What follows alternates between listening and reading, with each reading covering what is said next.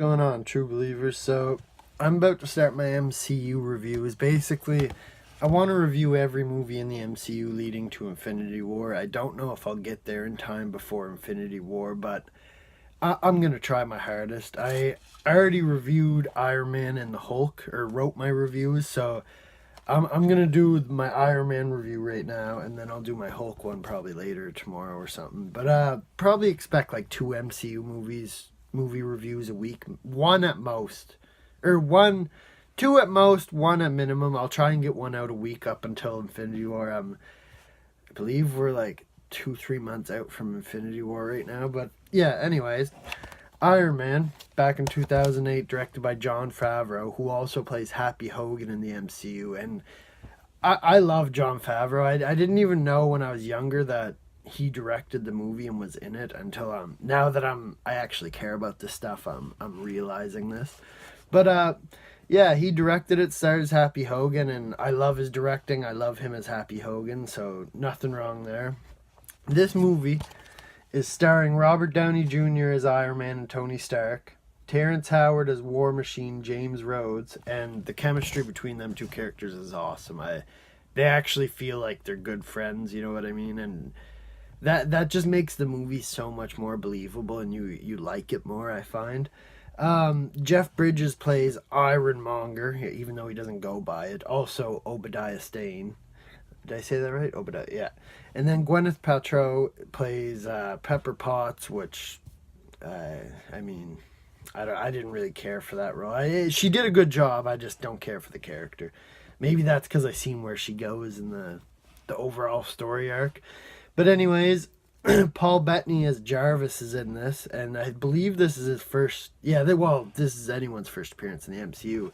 But Paul Bettany, I guess, he was on his way like out. Like he was not getting jobs, not making money. He was going bankrupt, and then out of nowhere, Marvel was like, "Hey, do you want to make some money?" And all he had to do was record his voice, and now look at him. He's in everything now. And when I'm on Netflix, I'm looking. I'm like Paul Bettany. Where's he coming from? Marvel definitely, Iron Man and Marvel definitely boosted his career. Not that it shouldn't have been boosted anyway. But yeah, this movie has a runtime of about 125 minutes, so 2 hours 5 minutes. It's more like an hour 55 if you don't watch the credits, but there is an end credit scene, and I'll get into that shortly. But yeah, I'll give you a quick summary of the movie. I wrote it down, so I'm gonna read this off a script. So I hope it doesn't bother you guys. Anyway, brilliant billionaire arms dealer finds himself captive in enemy territory. Against all odds, he creates a suit of armor and creates a new form of renewable energy, all while escaping with an epiphany on life. He returns home, shutting down dirty divisions of his company, trying to make amends for what he's done wrong. But in doing so, angers a lot of people. So he does what every billionaire should do and becomes a superhero, Iron Man. Now, that was just a quick summary of it. I wanted to get a summary out of it without giving away any spoilers or anything about the movie for you guys. And that's basically what the movie's about. And it's an awesome movie. I love it. The cinematography, there wasn't many flaws at all in the camera work.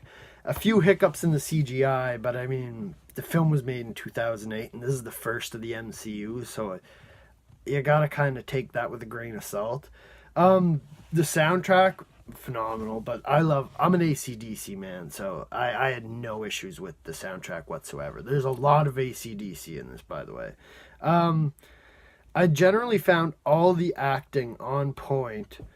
All the main characters had good chemistry with one another, which makes the movie feel better and flow better, and no one wants to watch a movie with two people that don't have chemistry. When everyone has chemistry, it makes it feel like it's real, and that's what I want in my superhero movies. I know a lot of people are like, it's a superhero movie, it's supposed to be fake. I like when they bring it to earth and make it feel real. But I should note that I love the story from beginning to end. It's just I would have ended a little differently. It felt anticlimactic, and some of the CGI and stuff in the last fight scene was like iffy. But yeah, overall I rate this movie thumbs up 100%. I'm struggling. Do I want to give it a 9.5 out of 10 or 9? I think I'm just gonna go with a 9 out of 10 because I just 9.5 just it's almost like perfect. So I'll give it a 9 out of 10. And yeah, that's my spoiler free review. All right. So now I'm gonna jump into spoilers, and basically all of this is gonna be is me. I'm just gonna go on about scenes I liked from the movie from beginning to end. I might leave a couple things out, but it's all from here on out is spoilers. So if you haven't seen the movie, just leave now. I rated a 9 out of 10, thumbs up. Awesome movie. So 1, 2, 3. First things first. I loved how in the beginning Tony's in enemy territory, yada yada yada. The bomb lands by him, and right before it blows up and sends the shrapnel inside of him, he looks at it and it says Stark Industries. So it's his own weapons that are ultimately not killing him, but defeating him. So that helps with a lot with the realization of what his weapons are doing. Now, while we're on the note of the missiles, around the opening sequence of the movie, he's like in enemy territory showing off his brand new missile. It's called the Jericho. And he's talking about how his dad said he likes certain weapons. He's like, I respectfully disagree. I like the weapons you only have to fire once. And they shoot the missile up and it goes up in the air and breaks apart into like a bunch of different missiles and just blows this mountain up. It's crazy. I love that scene. Now, imagine going into enemy territory like him, like in Iraq or whatever, and something blows up, you get blackout, you don't remember what, and you wake up to a car battery hooked up to your chest. Like, that scene is just like, could you imagine just waking up, okay, you're waking up in a cave in enemy territory. That's all on its own just crazy. Then you wake up with a car battery hooked up to your chest. Like, that is just freaky. I love that. I love that whole element of the movie with the shrapnel stuck in his chest and whatnot. And then he goes on to like build his big metal suit, but he also he creates the arc reactor. I spoke about renewable energy. Creates this mini arc reactor that he puts in his chest to pull the metal back from going into his heart, basically. And just seeing him create all this stuff and seeing how smart he actually is just awesome. I loved how they did it. And the whole time he's captured, right? He's captive for 3 months, and they're asking him to build weapons for him. And instead of building a weapon to help him escape or building a big nuke to blow the place up, he turns himself into the weapon. And I love that concept. I know his first suit's big metal and clunky, and it just doesn't quite work how he wants it to, but I love how instead of just blowing everyone up or killing everyone, he's like, no, I'm turning myself into a suit and getting the hell out of here. He does F some shit up, but he's not there to just kill them. He wants to get away. He's not trying to kill them, and I love that aspect of the movie. Turns himself into the weapon. And then when he gets home from being captive, Coulson shows up and like from S.H.I.E.L.D. I did not know that. When I was younger watching this movie, I was just like, yeah, it's another government guy, whatever. Now watching it, it's just awesome. Seeing how it's all connected already. I love that. That's why I love the MCU. I think that's why everyone loves the MCU, honestly. They make awesome movies and it's all connected like a big TV show. So how can you even go wrong with that? There's a scene not too far after you meet Coulson, and Obadiah is talking to Tony, and he says something about them being ironmongers from selling suits, and that I just love when he said that because that's a reference to his name in the comics as a villain, and he winds up becoming the ironmonger later on, which I'll get into that too. But yeah, I love when they do little references like that. Like I just watched the Hulk, and there's a reference in that I'll explain in the review, but I love when they do little references like that. Like they don't straight up call someone their name, but they reference it, and it's just like nods to the comics. I love that shit. I'm a sucker for that shit. But yeah, now this is probably one of my favorite scenes in the movie, and also one of my like least favorite is when he's swapping out the arc reactor for a new better one. And basically, he can't do it himself. He needs Pepper to do it. Man, is it gross, because she pulls the thing out of his chest, and it's like this big wire, and then she has to shove her hand in the chest. It's gnarly, but I love it. I can't get enough of it. in this, this is kind of like two or three things all in one that I kind of gathered. Like, there's a part in the movie where Tony realizes that Pepper's all he got, and she's only his assistant, so he really has no one. And then a couple scenes later, he's in the room like working on his new suit, right? He's working on it, and he's talking to all these robots like they're humans, and it's just like you almost gotta feel bad for him because like how sad of a life is it that he has no one, and the one people he does have is his assistant and three robots that talk. I don't even know. I forget if they talk back. Jarvis does, but anyway, it's just. And he's a raging alcoholic, and they really do touch on that in this movie without like shoving it in your face too much. Like you can tell he's an alcoholic, and I don't know. I like that part of the story, but you gotta feel bad for him as a person because like he is a lonely man. So Iron Man is all he got now, and I love that. I can't wait to review this whole MCU legacy and just get this all over and done with because I didn't realize when I was younger, and I'm only realizing the past year or so that this is basically like one big Iron Man arc. Yes, there's a lot of different characters with different stories that all intertwine, but like come Infinity War, this is going to be the end of Iron Man's journey, and it's going to be the beginning of other people's. So I love Robert Downey Jr. as Tony Stark. I can't get enough of it.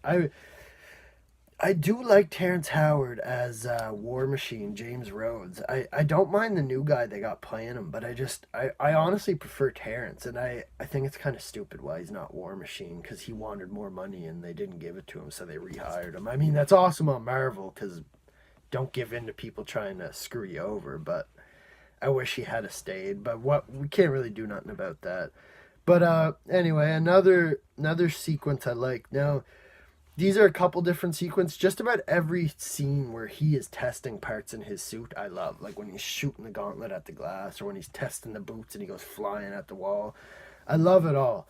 But then there's the scene where he's practicing flying, and he leaves and just breaks through the roof. And he just totals the house. And then, no, sorry, he leaves through the garage. Whenever he's landing, he's like, kill power. And then he just drops through the roof and just destroys like probably 3 floors of his house. And later on, he actually uses this hole to leave to go to the fight scene. I love that. I loved it. Testing feet in garage, kill power. Stan the Man Lee shows up in this movie. It's not his first cameo. His first cameo in the MCU, though. I'll call it that. And, was it Tony? He walks by, he's like, how's it going, Hef? And like taps him on the shoulder, and then Stanley turns around. It's just funny. You can't get enough of Stanley, right?